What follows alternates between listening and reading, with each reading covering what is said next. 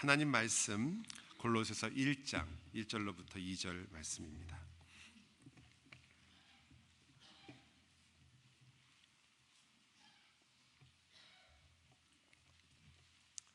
하나님 말씀을 귀 기울여 들으시기 바랍니다. 하나님의 뜻으로 말미암아 그리스도 예수의 사도된 바울과 형제 디모데는 골로새에 있는 성도들 곧 그리스도 안에서 신실한 형제들에게 편지하노니 우리 아버지 하나님으로부터 은혜와 평강이 너희에게 있을지어다. 아멘. 바울의 여러 편지에 시작할 때 이 어투를 여러분이 자주 발견하실 겁니다. 고린도전서도 그렇고요, 빌립보서도 그렇고 너희에게 하나님의 은혜와 평강이 있을지어다 라고 말하는 이 유명한 서두는 바울의 아주 자주 쓰고 있는 서두이기도 합니다. 그러다 보니까 우리가 익숙하다 보니까 당연한 것처럼 생각합니다. 그러나 골로새를 향한 다윗의 마음을 우리가 조금씩 더 이해할수록 사실은 바울이 이러한 말을 쓰게 된 이유가 그렇게 간단하지 않으며 그리고 그 안에는 그의 떨리는 마음이 있다는 것을 발견하게 됩니다. 골로새라는 도시는 원래 굉장히 큰 도시였습니다. 기원전 5세기만 해도 당시에 가장 무역의 중심지였던 도시였지만 여러분이 잘 알고 있는 라우디게아 혹은 히에나볼리 같은 그런 도시들이 다시 이렇게 굉장히 발흥하기 시작했어요. 이유는 무역로가 바뀌었기 때문입니다. 과거에 이 도시를 통해서 골로새를 통해서 이루어졌던 무역이 이제는 그 주위의 도시들을 통해서 이루어지기 시작했습니다. 당연히 다른 도시들은 커가고 골로새는 좀 조그매지기 시작했죠. 하지만 그럼에도 불구하고 골로새는 과거로부터 있었던 수많은 무역과 여러 문화들이 들어와 있었기 때문에 생각보다는 굉장히 복잡한 도시 중에 하나입니다. 그래서 우리가 골로새서를 읽으면 많은 우리가 알고 있는 교리적인 문제들 또 혹은 우리 신앙의 삶의 문제들 그리고 교회 안에서의 지도자와의 문제들 여러 가지 문제들을 이 골로새 교회는 가지고 있었고 사실 바울은 그것에 대하여 이야기하기 시작합니다. 그런데 바울은요 이 골로새에 한 번도 가본 기록이 성경에 없습니다. 가본 적이 없는 그 교회를 향해서 그가 어떻게 편지를 썼을까요? 이것이 골로새 교회의 첫 번째 특징입니다. 바로 에바브라라는 사람의 등장입니다. 그는 목회자도 아니었고요. 실질적으로 사실은 그는 어떤 면에서 사도는 더더욱 아니었고요. 그는 말하자면 일반 성도로서 하나님의 복음에 크게 그 마음의 뜨거움을 받고 자기의 고향인 골로새로 돌아가서 말씀을 전했던 사람이었습니다. 제가 왜 이 이야기를 특징이라고 얘기하냐면 많은 성도들이 오늘날 이상하게도 교회가 가지고 있는 가장 중요한 권리 하나를 포기하기 때문입니다. 그것은 교회의 진정한 주권이 어디에 있느냐? 교회의 머리는 그리스도이십니다. 그리고 교회의 모든 주권, 즉 권리 누가 가지고 있죠? 목사입니까? 장로교회니까 장로인가요? 아니요, 바로 여러분이 교회의 주권을 가지고 있습니다. 여러분은 교회의 일을 충분히 여러분의 뜻과 그리고 여러분이 원하는 것들을 교회에 충분히 반영시켜야 하는 권리와 의무를 가지고 있는 분들입니다. 여러분은 지도자로 세운 이들에게 왜 이렇게 하고 있느냐라고 물어볼 권리도 있는 동시에 여러분의 의무는 그들에게 여러분의 일을 맡기는 것이 아니라 여러분의 일을 하는 자로서 살아야 하는 그러한 책임을 가지고 있습니다. 교회에 만약 선교가 부족하다가 하면 여러분은 왜 교회에 선교가 부족합니까? 라는 말을 함과 동시에 여러분 자신이 그 선교의 일을 해야 합니다. 왜 우리 교회의 구조가 이렇게 부족합니까? 라면 그 말을 할 수 있는 권리가 있는 동시에 여러분은 여러분 자신이 구제의 손수 모범을 보여야 하는 그러한 책임을 가지고 있습니다. 목사, 장로, 집사님들이 여러분을 위해서 구제를 하고 여러분을 위해서 선교를 나가는 일이 아니기 때문입니다. 여러분이 바로 이 교회이며 여러분이 그 일들을 시작하는 사람들이고 그 일들을 계획하는 사람들이며 그 일들에 참여하는 사람들입니다. 여러분을 위해서 누군가가 신앙생활을 해주는 것이 아니라 여러분이 바로 이 교회를 만들어가며 세워가는 하나님의 백성들인 까닭입니다. 에바브라는 그런 면에서 우리에게 굉장히 큰 모범을 주는 그리고 우리로 하여금 신앙인들이 하나님의 교회에서 어떠한 열정을 가져야 하는가를 보여주기도 합니다. 바울이 그를 표현하기를 7절에서 보면요. 골로새서 1장 7절인데 제가 한번 읽겠습니다. 이와 같이 우리와 함께 종된 사랑하는 에바브라에게 너희가 배웠나니. 그러니까 에바브라가 그곳에 가서 말씀을 가르친 거예요. 사실 우리가 가지고 있는 여러 가지 배경을 볼 때 아마도 3차 전도 여행에서 바울이 에베소 교회에서 목회를 할 때 3년간이나 말씀을 가르쳤습니다. 그때 성경은 표현하기를 에베소만이 아니라 그 주변에 있는 수많은 도시들, 아시아에 있는 많은 도시들, 아시아는 지금의 터키입니다. 그 터키에 있는 많은 도시들에 복음이 전해졌다고 이야기합니다. 아마 그때의 골로새 교회도 함께 세워진 것으로 볼 수 있습니다. 아마 에바브라가 에베소에서 하나님 말씀을 배우고 그리고 자기의 고향으로 돌아가서 그 말씀을 전했겠죠. 그리고 교회가 세워졌습니다. 그는 너희를 위하여 그리스도의 신실한 일꾼이라고 말합니다. 여러분 4장에 가면 한번 골로새서 4장을 한번 펴보세요. 골로새서 4장을 가면 12절과 13절에 다시 한번 이 에바브라에 대한 이야기가 나옵니다. 우리가 한번 그 부분을 같이 한번 읽었으면 좋겠습니다. 4장 12절과 13절 같이 읽겠습니다. 그리스도 예수의 종인 너희에게서 온 에바브라가 너희에게 문안하느니라. 그가 항상 너희를 위하여 애써 기도하여 너희로 하나님의 모든 뜻 가운데서 완전하고 확신 있게 서기를 구하나니 그가 너희와 라오디게아에 있는 자들과 히에라볼리에 있는 자들을 위하여 많이 수고하는 것을 내가 증언하노라. 지금 바울이 에바브라가 자기한테 왔다고 얘기하죠. 바울이 어디 있냐면요, 많은 학자들이 다 동의하기는 로마에 있었을 것이라고 생각합니다. 왜냐하면 감옥에 있거든요. 근데 감옥에서 그렇게 방문을 받고 이 골로새서를 쓸 수 있을 정도의 오랜 기간 동안 감옥에 있던 것은 아마 로마가 가장 유력하기 때문입니다. 로마에서 지금 에바브라가 골로새에서 와서 바울을 방문합니다. 그리고 골로새 교회 이야기를 하겠죠. 그런데 제가 진짜 놀라는 것은 여기에 등장하는 두 개의 단어 때문에 그렇습니다. 하나는 에바브라를 표현할 때 그가 하나님의 뜻을 따라서 우리 성도들이 성숙해지고 충만하게 되는 것을 하나님께 기도했다라는 기도에 대한 면이고요. 또 하나는 그 앞에 뭐라고 붙이냐면 항상 그렇게 했다라고 말하는 면입니다. 왜 그게 놀랍냐고요? 자, 생각해 보세요. 감옥에 바울이 있어요. 에바브라가 가끔 방문을 합니다. 그런데 바울이 에바브라에 대해서 판단하기를 그는 기도의 사람이라고 표현하는 겁니다. 어떻게 알 수 있을까요? 같이 예배를 참석하고 같이 기도회를 가고 같이 신앙생활을 쭉 했으면 그가 무슨 기도를 하는지 어떻게 기도하는지를 알겠지만 방문해서 함께 잠시 그렇게 만나서 봤을 텐데 바울은 에바브라가 이렇게 기도했다고 얘기합니다. 이 말은 그가 만날 때마다 에바브라와 함께 골로새 교회를 위해서 같이 기도했다는 것을 당연히 의미하는 거죠. 그렇다면 바울과 에바브라가 기도할 때 그는 에바브라의 기도를 듣고 에바브라가 어떤 마음을 가지고 있는지를 알았던 것입니다. 그리고 그것을 골로새 교인들에게 알려줍니다. 저희가 가끔 어떤 분이 물어보세요. 교회에서는 왜 집사님들도 기도를 하십니까? 라는 말을 하실 때가 있어요. 대개 기도는 장로님들이 혹은 목사님들이 하는 것이 아닙니까? 그것도 맞는 말이에요. 왜냐하면 교회 기도에는 목회적 기도가 있기 때문입니다. 그러나 저희 교회에서 집사님들이 함께 기도하기를 원하는 이유 중에 하나는 바로 에바브라 때문입니다. 에바브라의 기도가 성경에 기록된 것은 말하자면 예배 시간에 에바브라의 기도를 이 골로새서를 읽으면서 함께 읽었다는 뜻이죠. 즉 예배 시간에 읽었던 기도 중에 하나입니다.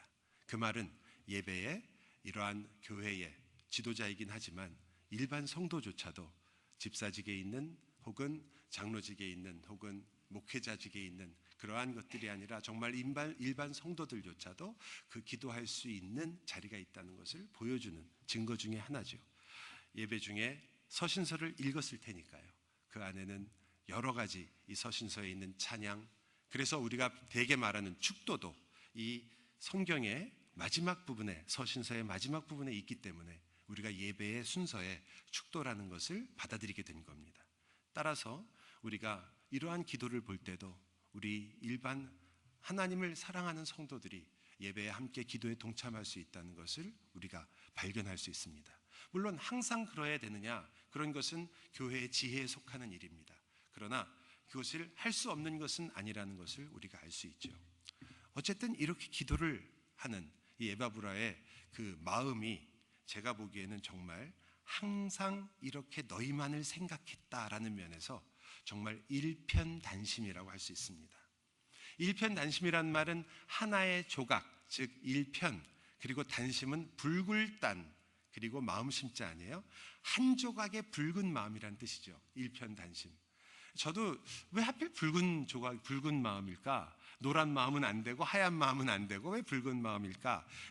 그 한자의 이 붉을 주자가 사실은 흙의 색깔이고 나무 속의 색깔이고 광산 같은 데서 깊이 땅을 파면 나오는 그러한 붉은 색깔을 뜻하는 데서 단자, 붉은 단자가 나왔다고 하더라고요. 그러니까 이것을 이렇게 말할 수가 있습니다. 그냥 단순하게 일편단심이 아니라 마음속 깊은 곳, 광산과 같이 깊은 곳에서 우러러 나오는 한 조각의 올곧은 마음, 그 마음으로 성도를 사랑하고 그들이 세워지기만을 바라고 그들이 하나님의 말씀 가운데서 풍성히 거하기만을 바랬던 것, 그것이 바로 에바브라의 마음입니다. 그는 항상 머릿속에 저들이 어떻게 하면 하나님의 뜻을 더 알 수 있을까? 하나님의 마음을 어떻게 더 이해할 수 있을까? 어떻게 하면 그들이 주님을 더 닮아갈 수 있을까? 그것이 그의 마음을 항상 가득 채우고 있다고 성경은 말하고 있는 거죠. 여러분, 우리도 같은 복음을 들었고 우리도 같은 복음을 누리고 있는데 우리의 마음을 돌아보게 하는 말이 아니겠습니까? 바울도 골로새서를 쓸 때 같은 마음이었겠죠. 그의 마음도 역시 일편단심이었습니다. 그 어떤 것도 바울을 멈추게 할 수가 없었죠. 에바브라도 멈출 수가 없었습니다. 우리는 조금만 힘들어도 그리고 문제가 있어도 참 쉽게 주님과 함께 걷는 길을 포기합니다. 그리고 나의 길을 도로 돌아가서 걸을 때가 얼마나 많은지 모릅니다. 그런 우리들에게는 정말 도전을 주는 바울과 에바브라의 마음인 것 같습니다. 그렇잖아요. 우리가 새해가 되면 성경을 한번 읽어보겠다 그러지만 여러분 성경을 읽다가 멈추는 일이 무슨 지구가 두 쪽 나는 일 때문에 멈춘 적 있으세요? 없죠. 그냥 조그만 일, 바쁘다 이렇게 하다 보니까 하루하루 넘기다 보니까 또 올해도 성경 한번 읽기는 글렀구나 이렇게 되잖아요. 기도는요. 여러분 다 기도하고 싶어 하시죠? 그런데 기도도 못하고 지내는 이유가 무슨 나라를 구하시느라고 그러는 겁니까? 아니잖아요. 별것도 아닌, 아무것도 아닌 시간의 문제 혹은 여러 가지 방해 문제 때문에 성경을 읽고 기도를 하겠다는 그 하나님을 향한 거룩한 열망조차도 우리는 너무나 쉽게 포기해버립니다. 아니 안 됐으면 다음날 나 다 처음부터 다시 시작할래 이렇게 하는 법이 없어요. 창세기 읽다가 포기하셔서 항상 성경책은 창세기만 까매요. 아니면 마태복음 거기만 까맣다가 끝나요. 왜 그렇죠? 다시 시작하겠다라고 생각을 안 해요. 어떻게 그렇게 쉽게 포기할 수 있습니까? 우리에게는 단심이 없어요.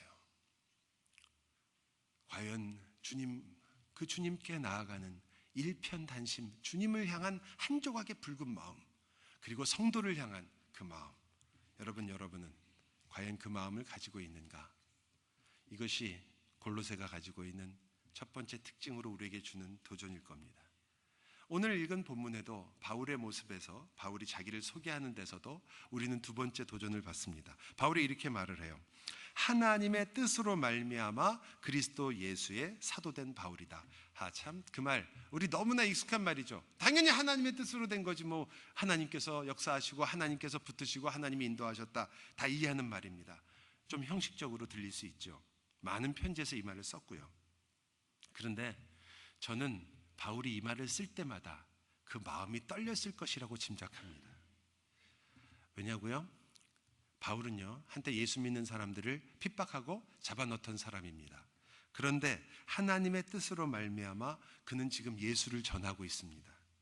그는 엘리트 중에 엘리트 코스를 밟았던 사람입니다.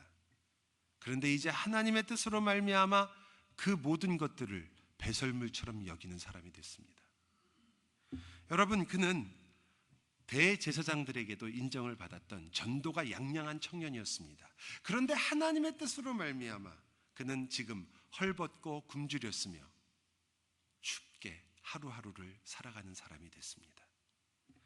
여러분, 그런데도 굳이 하나님의 뜻으로 말미암아라는 말을 정말 쓰고 싶은 건가요? 그는 그러나 그 말을 붙입니다. 이 말은요, 대충 뭉그러뜨리는 말이 아닌 거예요. 그래, 다 하나님의 뜻이야, 하나님께서 다 하신 거다, 이렇게 말하는 게 아니에요. 또 이런 말은 더더욱 아닙니다. 그래, 모든 것이 다 신의 뜻이니까 신의 뜻대로 되는 거지 라는 그런 운명론적으로 말하는 것은 더더욱 아닙니다. 난 뭐 하다 보니까 또 하나님의 뜻이, 신의 뜻이 이렇게 돼서 내가 이렇게 된 거다, 이렇게 마치 자기를 합리화시키기 위해서 하는 말은 더더욱 아닌 겁니다. 그가 지금 하나님의 뜻이라고 하는 말은 내 인생에 있어서 내 존재라는 것, 내가 살아가고 있다는 것, 그리고 살고 있는 이 가치가, 이것이 사실은 내가 살아온 가치대로 살고 있는 게 아니라 그것과는 너무나 다른 엄청나며 상상할 수 없는 가치를 지닌 인생을 살고 있다라는 것을 표현하는 말이 하나님의 뜻으로 산다라는 말입니다. 뜻대로 되었다. 내가 과거의 내 인생을 생각한다면 내가 이렇게 살았으면 가졌어야 할 그 인생과는 비교할 수 없는, 상상할 수 없는 가치를 가진 인생을 살게 되었다. 왜냐? 하나님의 뜻으로 말미암아서다. 한국에 지금은 잘 모르겠는데요, 겨울이 되면 항상 동네 구석구석에 조그만 포장마차 같은 게 있고 거기서 호떡하고 고구마를 많이 팔았습니다. 기억나세요? 그냥 호떡하고 고구마 팔았다 그러니까 왜 다 입맛을 다시세요?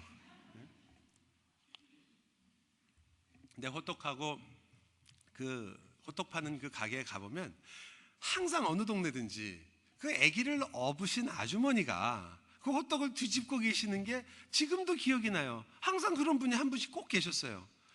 그때 어려운 시절이었으니까 아기 업고 나와서 아마 이 호떡 장사를 하셨던 거죠. 그 옆에는 아이들도 두 손을 잡고 있는 분들도 계셨고, 저희 동네에도 그런 분이 계셨는데, 그래서 거기서 이제 호떡을 사다 먹기도 하고 막 그랬거든요. 근데 어느 날 제가 거길 지나가는데 그 집 아들이었겠죠. 아예 한 명이 그 옆에서 이제 연탄불을 쬐고 있는 거예요. 그 호떡을 굽다가 이제 연탄을 갈고 꺼져가는 연탄을 옆에도 놓고 거기서 이제 추우니까, 겨울이니까요, 이렇게 하고 있는데 얘가 옷이 그 연탄에 이렇게 닿아가지고 녹아서 불이 붙으려고 그러는 걸 제가 보게 된 거죠. 그래서 걔를 뒤로 이렇게 끌어당겨갖고 넘어졌죠. 넘어지면서 야, 너 뭐하냐? 그러고 너 불에 타면 큰일이다 그렇게 얘기해줬더니 이 친구가 저를 보면서 근데 그 자기랑 좀 놀아줄 수 없냐고, 너무 심심하다고.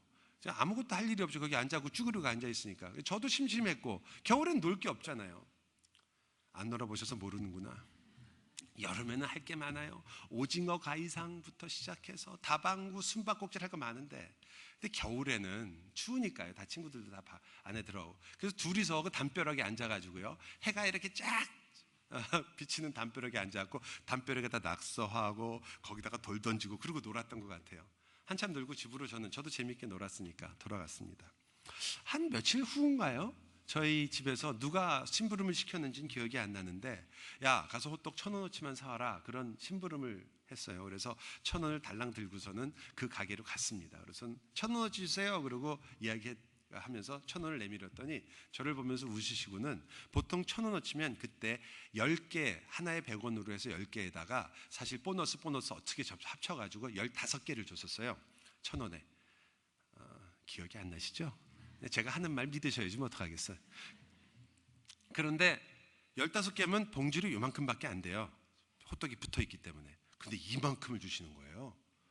그거는 한 5배도 넘어 보이더라고요. 그래갖고 아니 왜 이렇게 많이 주냐는 얼굴로 이거 너무 많은데요 했더니 친구 값이다 그러더라고요. 그 어머니가 아들하고 놀아줬고 보셨나 봐요. 그래서 친구 값이다 그래서 줬어요. 여러분, 제가 가져간 돈은 1,000원이었는데 아마 5,000원도 넘는 그러한 큰 값어치를 받았습니다. 제가 왜 이 말씀을 드리냐? 제가 한 일은 아무것도 없어요. 그냥 놀아준 것밖에 없습니다.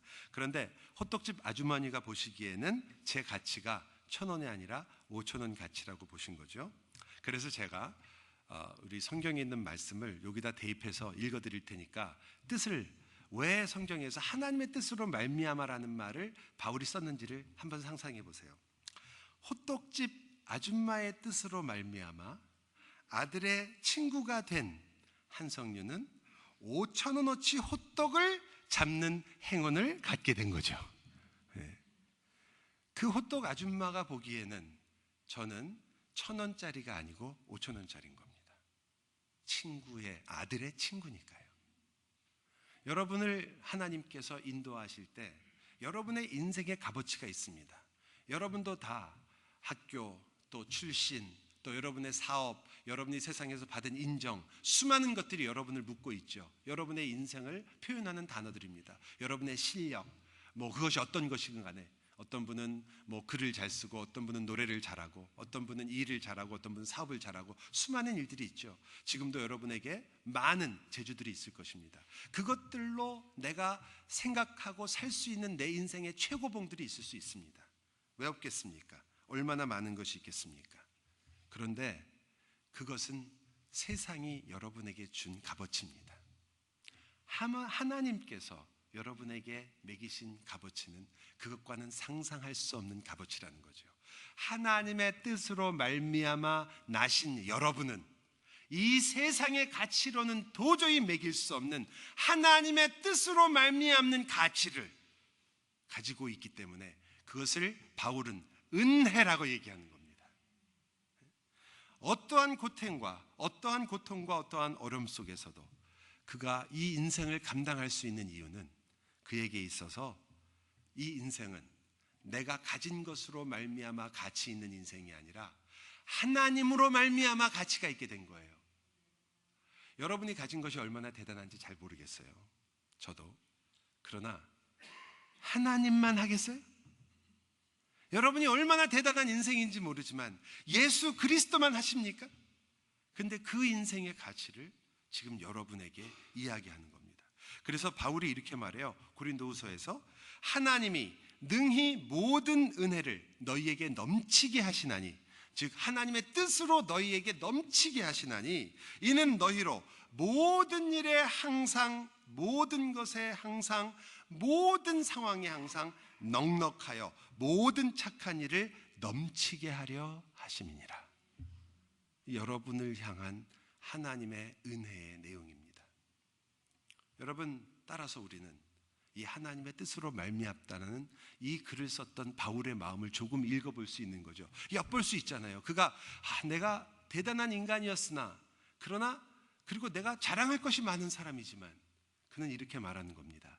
그러나 나는 그 실력으로 말미암아, 내가 공부한 것으로 말미암아, 내가 어디 출신인 것으로 말미암아, 내가 가지고 있는 능력으로 말미암은 사람이 아니라 하나님의 뜻으로 말미암아 여기까지 오게 된 사람이다.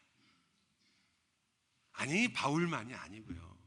여러분은 뭐라고 여러분을 소개하시겠어요? 나는 한국의 어디 출신입니다. 어떤 회사 출신입니다. 혹은 나는 이런 일을 한 사람입니다. 나는 사장 출신입니다. 나는 교수 출신입니다. 이것이 여러분의 이름에 있는 나는 적어도 이 정도의 인생을 살았습니다라는 것이 여러분의 소개서입니까? 아니면 여러분은 어디에 가서든지 저의 많은 것이 있지만 저는 하나님의 뜻으로 말미암는 사람입니다. 이게 여러분이란 말이에요. 여러분은 어느 누구도 아니고 하나님의 뜻으로 말미암는 사람입니다. 그것이 바울이 우리에게 주는 첫 번째 우리의 눈을 끄는 것이라면, 두 번째이자 마지막에 우리의 눈을 뜨는 것은 골로새에 있는 사람들을 향한 바울의 표현입니다. 이방인들이거든요, 골로새 그리스도인들은. 그런데 그가 이렇게 말해요. 골로새에 있는 성도들, 곧 그리스도 안에서 신실한 형제들. 이 말도 굉장히 평범합니다. 사실 그럴 수도 있는 거지. 그리고 거기 교회니까 그렇게 말하겠지. 그러나 생각해 보세요. 이 유대인에게 이방인은 도대체 누굽니까? 심지어는 개라고까지 불렀던 이 이방인들을 지금 바울이 할례받지 못한 그 이방인들에게 말하는 겁니다. 그들이 내 형제다. 그것은 그들이 할례받지 못한 자들이 아니라 진정한 의미에서 할례받은 자들이다. 왜? 예수 그리스도의 죽음의 할례, 단순히 표피 하나를 잘라낸 것이 아니라 그리스도의 죽음으로 말미암아 죄를 잘라낸 진정한 할례를 받은 하나님의 자녀라는 것을 그는 지금 이야기하고 있는 거죠. 그들이야말로 참 이스라엘이다. 그래서 그는 형제라고 부릅니다. 여러분, 성도뿐 아니라 형제라고 부르는 이 단어는요, 제가 아무리 생각해도 인생에 있어서 최대의 혁명적 사건입니다. 이런 말을 쓴다는 거, 여러분이 그냥 교회에 와서 다 형제 자매 이렇게 부르고 있으니까 그런 건데, 여러분, 혈연 관계에 의해서 살아가고 있는 우리들에게 아버지, 어머니, 그리고 내 자식, 그것만을 가지고 있는 이 세상이 우리에게 줄 수 있는 최대의 가장 가까운 친밀한 관계라는 그 혈연 관계밖에 없는 우리들에게 새로운 관계가 시작됐다는 거죠. 그 혈연 관계와는 다른 새로운 관계, 진정한 형제와 자매가 우리들에게 생겼으며 그들을 형제와 자매라고 부를 수 있는 상황이 되었다. 완전히 다른 인생이 우리에게 있다는 것을 의미합니다. 왜 제가 이렇게 약간 거창하게 시작하냐면요, 여러분과 제가 형제와 자매라는 말을 잘 알고 있고 부르기도 하며 쓰기도 하면서도 진짜 이 말이 무엇을 의미하고 어떤 게 달라졌는지에 대해서는 너무나 쉽게 잊어버리기 때문에 그래요. 여러분이 아주 잘 아시는 이야기가 있잖아요. 그 유명한 유레카라는 이야기 아십니까? 수학자이자 물리학자였던 아르키메데스가 왕이, 그 당시 그 왕이었던 시라큐스의 그 왕 이름이 히에로예요. 히에로 2세가 자기의 금관이 은이 섞였는지 순금인지를 맞춰보라고 아르키메데스에게 얘기를 했습니다. 아르키메데스가 그것도 고민하다가 목욕탕에 들어가서 탁 목욕을 하려고 그러는데 물이 확 넘친 거예요. 그 순간 알았다, 그래서 유레카라고 말하면서 뛰쳐나와가지고 역사상 최초로 옷을 안 입고 뛰어가신 첫째 분이 됐다고 그렇게 기록되어 있습니다. 너무 기뻐가지고 유레카라고 하면서, 뜻은 나는 발견했다, 나는 찾았다, 이런 뜻입니다. 그 이야기는 너무나 유명해서 많은 사람들이 다 알고 있는 이야기고 여러분도 들어보셨을 거예요. 그런데 어느 수학 교수님이 쓴 글을 보고 제가 한참 웃었습니다. 수학 교수님이 학생들에게, 과학 교수님이었나요? 수학 교수님. 그 교수님이 물어본 거예요. 그래, 이 이야기를 알고 있나 제군들? 네, 알고 있습니다. 그럼 그 왕의 왕관을 금관인지 아닌지를 도대체 물 넘친 걸로 어떻게 풀었나? 그건 알고 있는 애들이 하나도 없는 거예요, 학생들이. 여러분은 아세요? 앞에 있는 유레카는 유명하니까 그거 들어본 것 같은데, 그래서 어쨌다는 거예요. 그걸로 다 끝인 거예요. 그 뒷이야기는 아시는 분이, 저도 별로 못 봤어요. 여러분, 그게 꼭 이런 거예요. 형제와 자매, 주님 감사합니다, 우리 형제와 자매가 됐군요. 그래서요, 도대체 뭐가 달라진 건가요? 주일날 와서 우리 형제와 자매, 집에 가서는 그 형제와 자매라는 게 도대체 무슨 의미인가요? 여러분의 기도 중에는 그것이 어떤 의미를 갖고 있나요? 우리는 어떤 면에서 실질적인 내용은 전혀 알지 못하는 거죠. 일부에 이 설교를 했더니 저희 교회에서 같이 신앙생활을 하다가 지금 뉴욕 갔다가 지금은 산호세에서 신앙생활을 하고 있는 저와 종씨를 쓰는 한규정이라는 집사님이 계세요. 제가 이름까지 말하는 것은 아마 이 설교를 듣고 한번 웃으라고 하는 말인데, 그러더라고요. 제가 이 말을 하고 있는데 뒤에서 잘 설교를 듣고 있다가 갑자기 옆에 있는 사람하고 얘기를 하면서 막 웃는 거예요. 그래서 제가 설교 끝나고 내려가서 물어봤어요. 왜 설교 시간에 다른 사람하고 얘기하면서 웃었냐? 집사씩이나 돼가지고. 그랬더니 하는 말이, 저거 목사님도 모를 거야. 유레카? 저거 목사님도 모를 거야. 그래서 분명히 모를 거다라고 그러고선 자기가 그래서 옆에 사람한테 얘기하고 웃었대요. 애석하지만 저는 알고 있습니다. 하지만 시간 관계상 얘기는 안 해드리도록 하겠습니다. 근데 우리가 정말로 그것을 진정한 그 이야기가 나온 진짜 이유는 잊어버리는 거예요. 똑같아요. 형제 자매 이야기가 왜 나왔는가? 여러분, 이 이야기는요, 사실은 우리들의 내부적인 변화. 그래, 나는 드디어 한 형제와 자매의 그런 마음을 갖게 됐다? 혹은 나는 드디어 예수 그리스도로 말미암아 새롭게 된 새로운 가족이 생겼다라는 내 내면적인 변화, 나의 결단, 나의 마음, 이런 것을 뜻하는 게 아니고, 이것은 우리 밖에 있는 이 세상이, 우리가 보고 있는 이 세상이 아닌 다른 구조가 생겼다는 걸 얘기하는 겁니다. 왜 이걸 제가 말씀드리냐면, 우리들은 자꾸 내 안의 것만 바뀌면 되고 내 안의 것을 바뀐 것이 다라고 생각하지만, 성경에서 말하는 구원은 여러분의 안의 것만을 바뀐 게 아니에요. 여러분이 죄로 용서를 받고 새로운 사람이 됐다는 게 끝나는 게 아니라 만물을 새롭게 하는 게 끝인 거예요. 우주적인 변화가 일어난 거예요. 여러분과 제가 이제까지 속해 있던 세상과는 다른 새로운 질서와 구조가 우리에게 주어지게 된 겁니다. 그 중에 하나가 바로 이 가족이에요. 형제와 자매가 생긴 겁니다. 그것은 이제까지 혈연 관계 외에는 알지 못했던, 세상이 알지 못하는 새로운 관계가, 새로운 질서가 우리 이 세상과는 다른 것이 우리에게 왔다는 것을 뜻합니다. 예수 그리스도로 말미암아 우리에게 이루어진 이 일은 너무나 다른 거죠. 겉으로는 똑같아요. 예수 그리스도가 왔다고 해서 갑자기 로마가 변했거나 예수 그리스도가 왔다고 해서 태평양이 대서양이 된 일은 없었습니다. 세계 대륙이 바뀌었고요, 뭐 다른 일 아무것도 일어나지 않았습니다. 예수님이 오신 날 바뀐 거라고는 천사 찬양하고 그리고 구유의 아기가 누워있던 것밖에 없었습니다.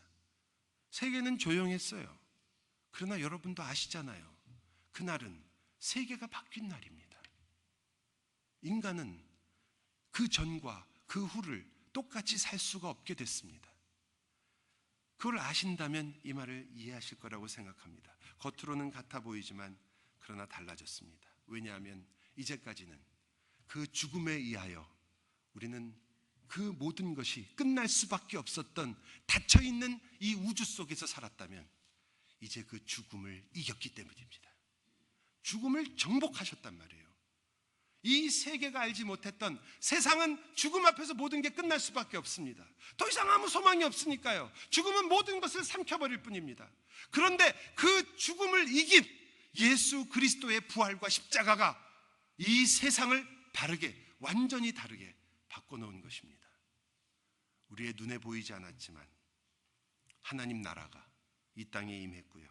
그래서 우리가 이 땅에서 가졌던 모든 관계가 이제 하늘의 관계 아래서 새로워지기 시작했고 바뀌게 되었습니다. 그리스도 안에서 새로운 세상이 우리에게 시작된 겁니다. 우주의 질서가 바뀌었습니다. 죽음으로 닫혀있던 세상, 정의가 불가능한 세상, 혈연뿐인 세상, 친구는 있지만 자기에게 잘해주는 사람에게만 가치를 가졌던 세상, 평화를 위해서는 평화를 포기해야 되는 게 이 세상입니다. 저쪽에서 핵을 가지고 나오면 우리도 핵을 준비해야 될 수밖에 없는 세상이에요. 뭘 위해서? 평화를 위해서. 이게 말이 된다고 생각하십니까? 그러나 그럴 수밖에 없는, 그것이 이 세상입니다. 세상이 가지고 있던, 닫혀있던 이 세상의 모든 논리와 이 세상의 모든 세상의 원칙과 질서가 예수 그리스도 평강의 왕이 오시면서 완전히 새로운 질서가 되었습니다. 영원으로, 죽음이 아니라 영원으로 이어지는, 주님께서 말씀하신 것처럼 살아서 나를 믿는 자, 죽어도 살겠고 살아서 나를 믿는 자 영원히 죽지 않을 것이라는, 상상할 수 없는 이 우주의 질서에 이제까지 본 적이 없는 새로운 질서를 만들어내신 것입니다. 여러분, 여러분이 상상하는 최고의 인생이 무엇입니까? 대통령, 최고의 부를 갖는 것, 빌 게이츠처럼 되는 것, 아니면 공자와 맹자처럼 최고의 성인, 그런 사람이 되는 것? 여러분, 그 사람들이 정말 다를까요? 숨 안 쉬고 살까요? 밥 안 먹을까요? 물 안 마실까요? 똑같잖아요. 그럼 그 사람들은 항상 기쁜가요? 아니잖아요. 절대 병도 걸리지 않고 죽지도 않나요? 우리가 다 알고 있지만 그런 사람 아무도 없어요. 이것이 닫혀있는 세상입니다. 그런데 성경이 여러분은 아니라는 거예요. 여러분은 이 세상에 갇힌 사람이 아니라는 거예요. 죽음으로 끝나는 사람이 아니라는 거예요. 여러분은 이 땅에서 이 세상이 여러분에게 매기는 그 점수로 끝나는 사람이 아니라는 거예요. 여러분은 다르다는 거죠. 여러분은 그저 세상에서 말하는 괜찮은 형제관계를 가진, 주일마다 가끔 모여서 예배를 하는 그 사람들이 아닙니다. 여러분은 새로운 세상에서 영원한 관계를 회복했을 뿐만 아니라 그 안에서 사는 사람입니다. 죄를 용서받은 심리적 평안으로 사는 사람이 아니라 이 우주가 달라져서 이 죄가 용서받았다는 그 사실이 여러분과 저로 하여금 이제는 그 죄로 말미암은 죄책감으로 내 인생을 사는 사람이 아니라는 거죠. 죽음에 닫혀있던 우리의 인생, 먹고 마시는 일이 사실상 거의 전부였던 우리의 인생, 오늘 한날의 고생을 그저 받아들일 수밖에 없었던 그 인생, 죄 아래서 죄에 대한 죄책감과 고민으로 살 수밖에 없었던 이 인생, 그게 바뀌었다는 겁니다. 우리는 영원에 연결된 세상에 살게 됐고요, 하나님의 정의가 실현되기 때문에 그 나라와 의를 구할 수 있는 세상에서 살게 됐고요, 죄와 싸우고 승리를 바라볼 수 있는, 누구도 하지 못했던 죄책감에 흔들리고 그것으로 매일 고민만 하는 것이 아니라 죄에 대하여 승리를 선포할 수 있고 죄와 싸울 수 있는 사람으로, 새로운 세상, 새로운 구조, 새로운 피조물로 이 우주를 새롭게 하신 그 그리스도의 나라의 사람이 된 것입니다. 그래서 여러분은 전혀 관계가 없는데도 한 가족이 되는 기적을 여러분의 삶 속에서 알게 된 사람입니다. 바울의 편지의 시작 맞습니다. 무지하게 평범합니다. 그런데 가장 비범했습니다. 저는 여러분을 형제라고 부르는 그 일이 저로서는 이 말씀을 읽을수록 더 깨닫게 됩니다. 저는 저희 어머님 말씀 맞다나 참 정이 없는 사람이라고 저희 어머님이 자주 얘기하세요. 참 어떤 때 보면 넌 너무 차갑다. 저는 그래서 어머님만 그런 줄 알았더니 저희 집사람한테도 물어봤어요. 내가 좀 차가운 면이 있느냐? 아직 몰랐냐? 참 이렇게 대답할 때가 참 마음에 큰 상처가 되죠, 그죠? 예, 그냥 그런 면도 있다 이렇게 얘기하는 게 아니라 이제 알았냐? 그런 면이 있는 사람이었는데 성경을 읽으면서 신자가 무엇이고 성도가 무엇이고 그리스도가 누구이고 우리를 형제와 자매로 부르신 아버지의 마음이 어떤 것이고 우리가 어떤 관계에 있는지를 조금씩 알아갈수록 정말 이거보다 큰 기적이 없는 것 같아요. 저는 여러분을 형제와 자매로 부르는 일이 인생 최고의 기적이고 최고의 영광 중에 하나입니다. 저는 여러분을 형제와 자매라고 부르거나 생각할 때 속으로 항상 이렇게 외치기 때문이죠. 이 영원한 나라에 속한 영원한 복을 받을 사람들아, 죽음도 이긴 사람들, 죽음도 이길 사람들아, 세상을 세상처럼 살지 않을 사람들아, 그래서 세상처럼 안 사는 세상이어서 뭐든 하든지 예수 안에서 모든 것이 재밌고 기쁠 사람들아, 심지어 죽음 앞에서도 죽음이 끝이 아니기에 눈물은 흘리지만, 눈물은 아래로 흘리지만 감사를 위로 올릴 수 있는 이 세상이 감당하지 못할 사람들아. 이 생각을 하면요 손이 좀 떨려요. 정말 좋아요. 밥을 먹지 않아도 배가 부릅니다. 예수님이 가져오셔서 밥 구워버린 이 새로운 하나님의 나라, 그 안에서 살고 있는 우리들, 용서와 기쁨의 세상, 무엇을 해도 주 안에서 행할 때 의미를 가지며 무엇을 해도 실패와 좌절이 없는 이 기쁨에, 그리고 살아볼 만한 하나님 나라의 세상, 올해는 함께 살아보시지 않겠습니까? 기도합시다.